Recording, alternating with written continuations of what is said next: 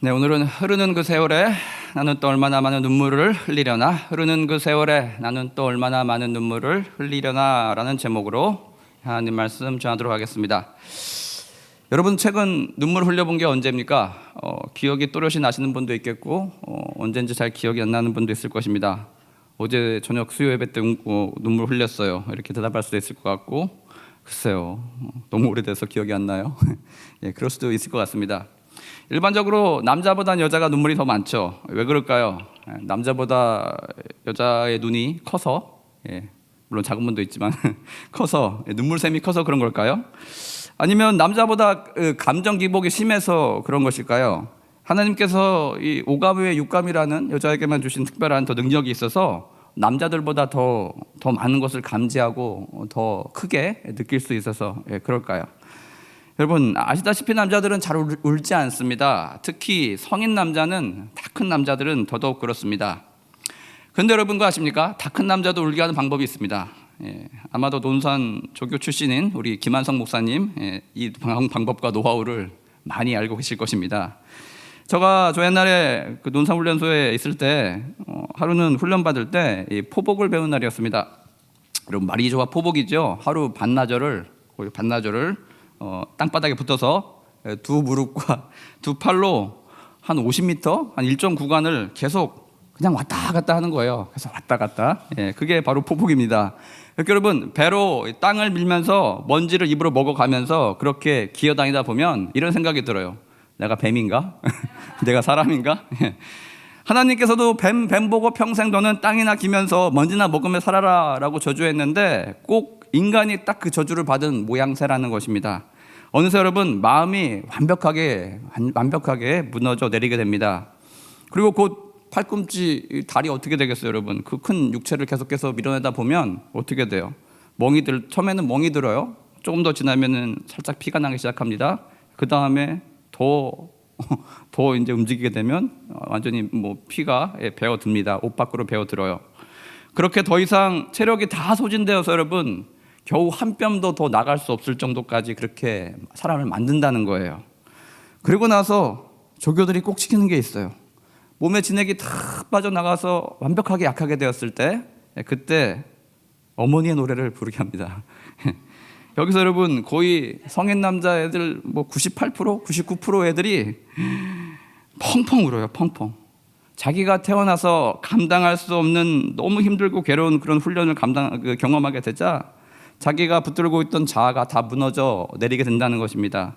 얘네들 대학생은 좋게 되는 아이들입니다. 그 성인 남자, 그 먼지 쌓인 두 볼 위로요, 뜨거운 두 줄기 눈물이 펑펑 쏟아져 내리게 됩니다. 마치 당시만 보면 여러분 어린 품에 안긴 아이 같아요. 꼬맹이 아이 같아요. 그렇게 약해져 버린 자기 자신을 발견하고는 다 큰 어른도, 그 다 큰 남자도 하염없이 눈물을 흘리게 됩니다. 여기서 퀴즈, 제가 울었을까요 안 울었을까요 여러분? 저는 그 상위 1%에 들었다는 거 아닙니까? 상위 1, 2%. 저 어금니 꽉 깨물고 끝까지 안 울었어요. 이에 훈련소대 후반에서 같은 훈련병들이 저를 보면서 그러더라고요. 너 참 독하다. 어떻게 거기서 안 우냐. 그랬던 제가 지금 목회하면서 설교하다가 기도하다가 왜 이렇게 많이 우는지 모르겠어요. 다시 본론으로 들어와서 여러분, 이렇듯 남성, 여성, 나이가 많고 적음에 상관없이 자기 자신이 맞닥뜨린 상황 가운데 내 자신이 너무나 무력하고 약하고 그렇게 느껴질 때 우리는 비로소 눈물이 나는 것 같습니다. 여러분 요셉은 총 몇 번이나 형들을 만나는 과정에서, 제외하는 과정에서 눈물을 보였는지 아십니까? 혹시 세어보신 분 있으십니까? 제가 요셉이 눈물을 흘렸다라는 표현을 세어보니까 총 6번이나 그렇게 눈물을 흘렸더라고요. 그중 2번은 제외 눈물이니까 성격을 묶어서 보면 총 5번 눈물을 흘리게 됩니다. 여러분 눈물은 요셉의 감정 변화를 잘 나타내주는 극적인 관전 포인트가 됩니다. 성경을 읽어내려갈 때 여러분 요셉이 운 장면을 한번 주목해서 바라보시기 바랍니다. 이집트의 준엄한 총리직을 여러분 9년이나 감당할 정도로 강인해 보이던 요셉, 이 요셉이 5번의 형들 앞에서 마음이 무너져 내립니다. 그래서 펑펑 울었습니다. 때로는요 건물 밖에서 들릴 정도로 그렇게 큰 소리로 통곡을 해야 됐습니다. 하지만 결국 그 눈물이 요셉의 그 마음을 녹였고 형들과의 용서와 화해로 가는 그 단초들을 군데군데 제공해주고 있다는 것입니다. 그 요셉의 여정을 한번 오늘 아침 따라가 봤으면 좋겠습니다. 첫 번째로 요셉이 눈물을 흘린 장면은요, 창세기 42장 23절에서 24절에 등장하고 있습니다. 거기 보시면 그들 사이에 통역을 세웠으므로 그들은 요셉이 듣는 줄을 알지 못하였더라. 요셉이 그들을 떠나가서 울고 다시 돌아와서 그들과 말하다가 그들 중에서 시몬을 끌어내어 그들 눈앞에서 결박하고, 요셉은 이집트 총리직에 오르고 나서 9년의 풍년이 있었고 이제 흉년을 맞이한 지 2년 차가 되었습니다. 총 7 플러스 2 하면 9년. 9년이 지난 시점에서 가나안에 먹을 것이 없어가지고 이집트의 곡물을 사러 온 형들을 드디어 운명적으로 이렇게 맞닥뜨리게 됩니다. 여러분, 이게 얼마만입니까? 요셉이 노예로 팔려오고 나서 총 22년 만의 재회입니다. 22년. 요셉은 너무나 놀랐습니다. 왜냐하면 그의 첫째 아들의 이름을 므낫세라고 지었던 것처럼 요셉은 그랬을 거예요. 과거의 모든 고통은 나는 다 머릿속에서 내려놨다. 다 잊었다. 그 슬픔들, 아픔들 다 마음속에서 지워냈다라고 고백했기 때문입니다. 여러분 한번 생각해 보십시오. 당시 최강대국 이집트 총리직을 9년이나 맡고 있던 요셉이 마음만 먹이면 사람을 보내서 고향 땅에 있는 형들과 아버지들을 찾아내지 못했겠습니까? 요셉은 그럴 힘과 능력이 충분히 있었음에도 불구하고 과거는 과거로 그냥 마음속에 그렇게 묻어놓고 싶었던 것 같습니다. 왜냐하면 당시에서 당했던 상처가 너무나 컸기 때문에 그 형들을 다시 마주할 용기가 도저히 생기지 않았던 것 같습니다. 그런데 여러분, 이 원수 같은 형들이 눈앞에 떡하니 나타난 것입니다. 그리고 22년 전에 저 옛날 하나님께 주신 그 꿈과 같이 자기 앞에 와서 납작 엎드리는 것입니다. 요셉은 곧 형들에게 자신을 일부러 감춥니다. 그리고 이렇게 이야기합니다. 너희는 곡물을 사러 온 자들이 아니고 이 이집트 땅에 흉년이 들어서 이 땅이 얼마나 약해졌는가를 정탐하러 온 스파이다. 그렇게 몰아세웁니다. 요셉이 형들에게 붙잡혀갈 때처럼 그렇게 몰아세웁니다. 형들은 요셉을 아버지의 스파이라고 당시에 생각했습니다. 요셉이 와서 스파이로서 자기들의 모든 일거수일투족을 다 아버지께 고자질한다라고 해서 그렇게 미워했습니다. 요셉은 당시에 그저 성실 보고의 의무를 다했을 따름인데도 그는 어려움을 당하게 됩니다. 형들은 저 옛날 요셉의 입장이 된 것처럼 자기 자신들을 이렇게 변호합니다. 저희들은요 스파이가 아니고요 그저 성실한 자들입니다. 그냥 곡물을 사러 온 의무를 시행하는 자들일 뿐입니다. 이렇게 말입니다. 그런 그들을 요셉이 어떻게 합니까? 저 옛날 구덩이에 갇혀서 그렇게 지내했던 것처럼 형들을 3일간 감옥에 가두게 됩니다. 이때 형들은 드디어 회개를 하기 시작합니다. 이 모든 오해와 간금이 저 옛날에 자신들이 동생에게 지은 그 죄 때문인 것 같다고 그렇게 아웅다웅 싸우기 시작합니다. 그때 첫째 루벤이 거들기 시작합니다. 그러게 이 자식들아, 내가 요새 건들지 말라고 했잖아. 원래 내가 와가지고 도로 꺼내주려고 했는데 니들이 팔아먹었잖아. 그렇게 시시비비를 가리고 있을 때 요셉은 이 이야기를 듣고 드디어 눈물을 흘리게 됩니다. 여기서 요셉이 운 이유가 무엇이었을까요? 과거의 모든 상품과 그 모든 아픔과 상처가 다시 부유물처럼 자기 마음 가운데 그렇게 떠올랐기 때문입니다.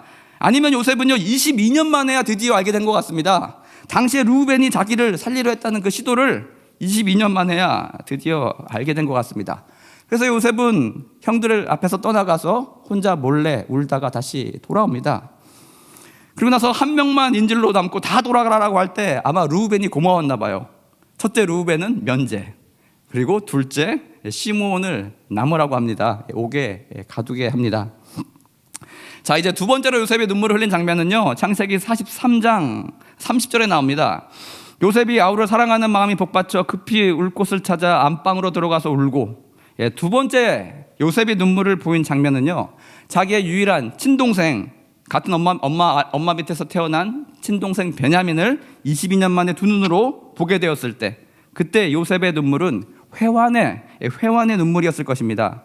다시 볼 수 없을 거라 생각하지 않았던, 너무나 보고 싶었지만 내 인생 가운데 이런 기회가 없을 거라고 생각했던 그 동생을 보게 됩니다.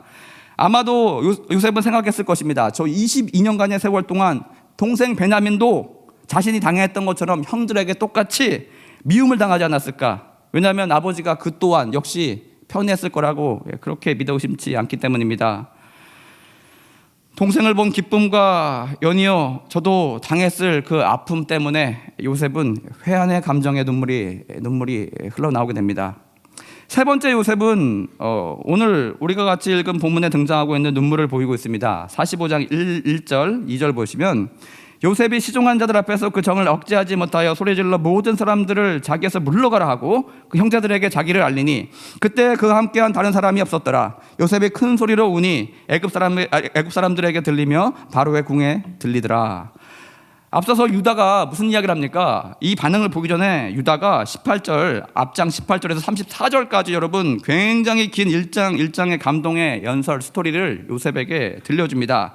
그 내용을 보면 무엇입니까? 22년 전에는요 은 20에 팔자고 가장 먼저 제안했던 유다의 모습이 이제는 온데간데 사라지고 없었기 때문입니다. 유다는 무슨 일을 당했습니까? 아들을 둘이나 잃었습니다. 아들을 둘을 잃은 그 슬픔, 아들을 잃는 것이 어떤 것인지 잘 알고 있는 그 유다는요 그 사건 이후에 많이 변했습니다. 아버지 야곱이 둘째 베냐민마저 잃을 수 없다고 그렇게 불안해하고 있을 때 유다가 나서서 그 슬픔을 아는 자로서 이렇게 얘기합니다. 혹시 아버지 베냐민을 데리고 꼭 이집트에 가야 우리가 곡물을 살 수가 있는데 행여나 베냐민에게 무슨 일이 생기면 제 목숨으로 제가 대신해서 그 모든 책임을 다 지겠습니다. 제가 대신 그의 담보가 되어서 혹시 잡히게 되면 제가 대신 남겠습니다.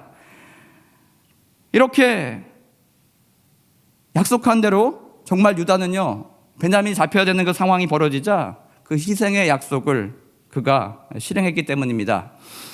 요셉은 아마도 유다에게 가장 큰 악감정이 있었을지도 모르겠습니다. 저 옛날 들었을 거예요. 형이 얘들 파는 게 어때? 라고 했던 그 제안의 목소리를 들었을 것입니다. 그랬던 유다가 아버지 편애를 한 몸에 받고 자랐을 베냐민을 대하는 것을 보고 요셉은 그만 마음이 무너져 내리고 맙니다. 이제는 형들이 그 아버지의 편애에 대해서 과거와 같이 요셉에게 그랬던 것처럼 미움으로 반응하는 것이 아니고 사랑으로 베냐민을 감싸는 모습을 드디어 요셉이 바라보게 되었기 때문입니다. 여기서 요셉의 눈물은 무엇이었습니까? 감동과 용서의 눈물이었습니다. 그렇게 하기 힘들었던 용서가 드디어 요셉 마음 가운데 찾아오게 됩니다. 그래서 여러분 바로의 궁까지 들릴 정도로 그렇게 크게 요셉은 울었나 봅니다.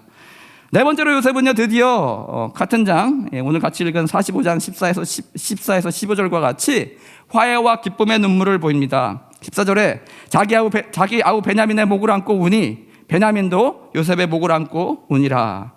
요셉이 또 형들과 입을 맞추며 안고 우니 형들이 그제서야 요셉과 말하니라.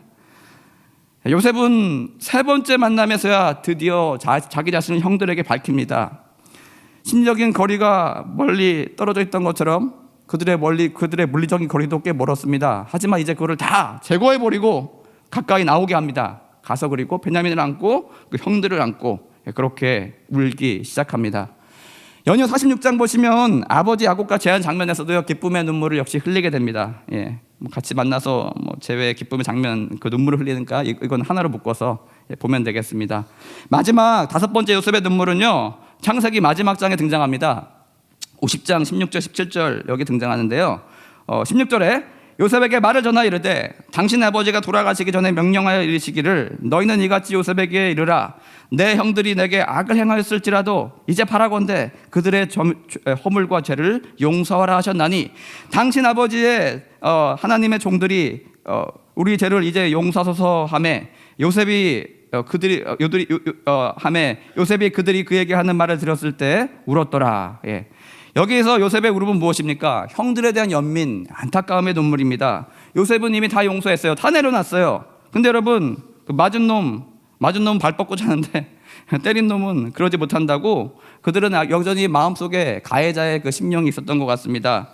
형들은 이렇게 생각했어요. 아버지가 죽으면 요셉은 반드시 복수할 것이다. 그 두려움 가운데 여전히 놓여 있었기 때문입니다.